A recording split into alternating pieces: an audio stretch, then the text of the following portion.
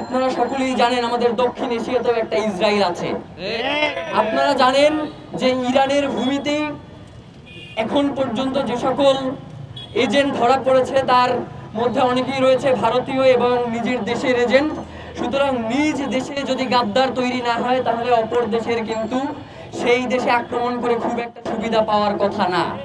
সুতরাং আপনারা জানেন বাংলাদেশেও এই যে দক্ষিণ এশিয়ার ইসরায়েল ভারতের আধিপত্যকে টিকিয়ে রাখার জন্য বাংলাদেশের মধ্যেও গাদ্দাররা বসে আছে।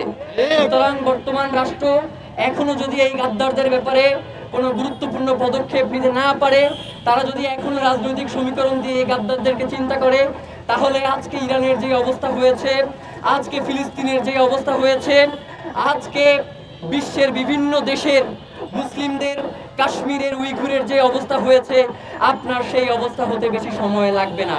সুতরাং এখনো সময় আছে, আপনি সামরিক দিক থেকে নিজেকে শক্তিশালী করুন।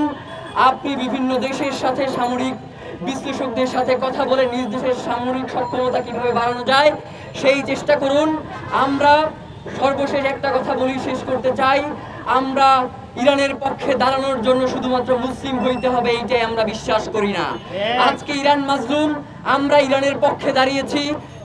কালকে যদি কোনো অমুসলিম রাষ্ট্র মাজলুমতার শিকার হয়, তারা যদি জালেমের ধারা আক্রমণের শিকার হয়, আমরা তার পক্ষেও দাঁড়াবো। পুরো বিশ্বে আমরা যুদ্ধ চাই না, আমরা চাই শান্তি।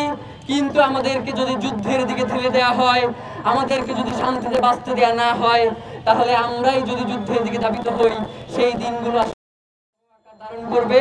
For more updates, follow us on Facebook, subscribe our YouTube channel, get the latest update on www.daily-sun.com.